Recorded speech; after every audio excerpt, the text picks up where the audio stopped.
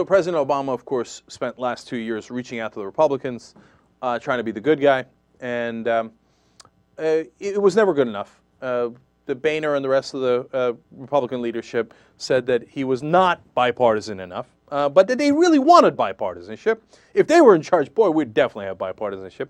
In fact, Boehner, in the last summer, said this. He said, all the president's talk of post-partisanship, reaching out and finding common ground, reminds us that the country deserves better than this hyper-partisan speech today.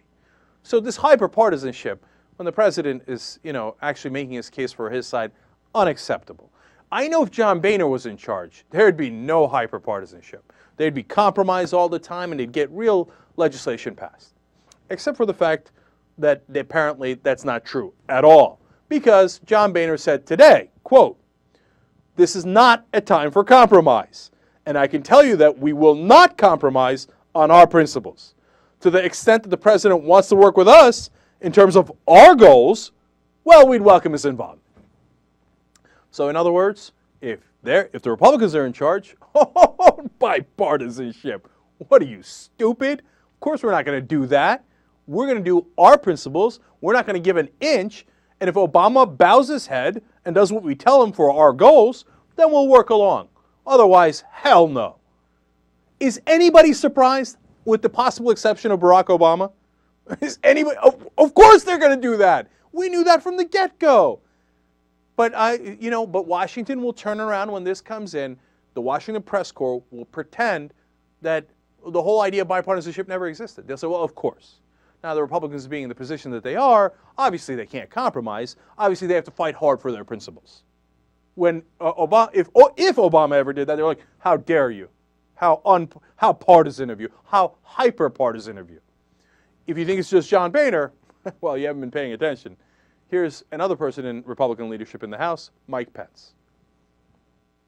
Last week, there was some talk about where Republicans went wrong in the 90s when they had the majority in Congress was they didn't compromise enough. Well, I'm somebody who thinks Republicans didn't just lose their majority in 2006, they lost their way. I think there was altogether too much compromise with the big government, big spending, liberalism of the Washington establishment, and that's why Republicans were shown the door.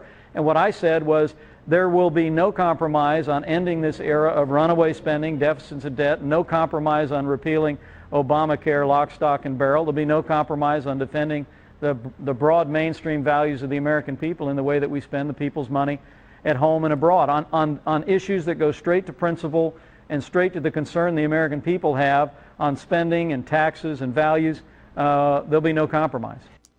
I love that. When Obama was, and the Democrats were in charge and had large majorities, and the Republicans were a tiny minority, when they didn't even have 40 senators or 41 senators to challenge through a filibuster, that's when they said, oh, come on, we need to compromise. What kind of hyper-partisan wouldn't compromise?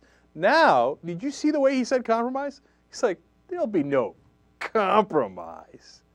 No, no, no. Can we get a little bit of compromise on any issue, Congressman Pence? Hell no, you can't! So that is what's ahead.